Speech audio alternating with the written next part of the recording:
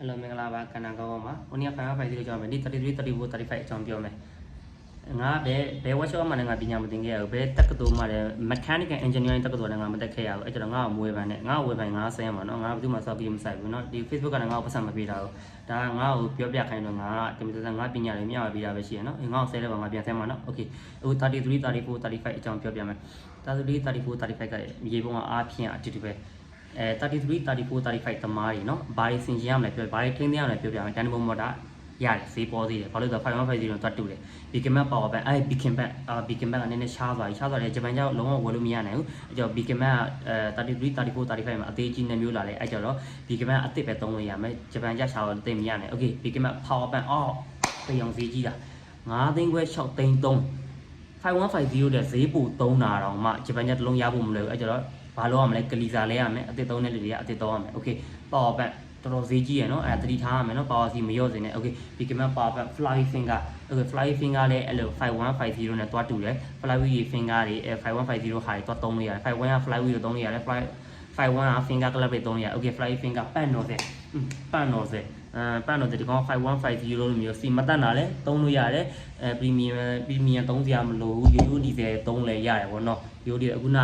ထိန်းသိမ်းရမှာစင်ကျင်ရမှာ power bank နဲ့ Beacon Bank ပဲစင်ကျင်ရမှာ Okay 35အကြောင်းပြောမယ်35အကြောင်းအရင်ပြောမယ်နော်33 34ကထားလိုက်တော့34နဲ့35နဲ့ပါကွာလေးဆိုဘာမှမကွာဘူးကျန်တဲ့အားလုံးတူတူပဲတာဘူပဲကွာသားမယ်34ကတာဘူပါသားတဲ့အတွက်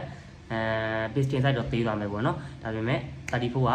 စီစာတက်တာမယ်တာဘူပါတော့တာဘူဖို့တော့ပိုကုန်တာပေါ့နော်အဲ့ကြောင့်34နဲ့35နဲ့ပါကွာလဲဆိုတော့တာဘူပဲကွာလို့ပဲမှတ်ထားလိုက်ပေါ့နော် Okay 35ကိုပြောပြမယ်35သမားတွေ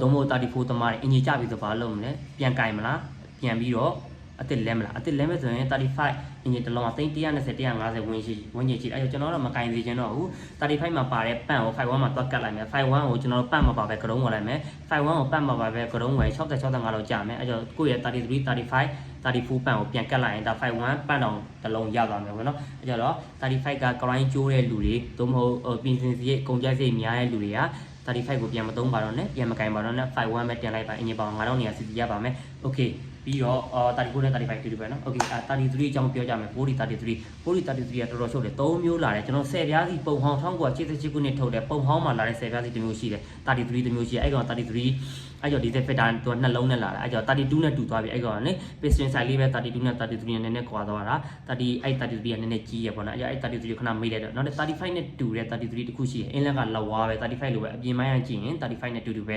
ဒါပေမဲ့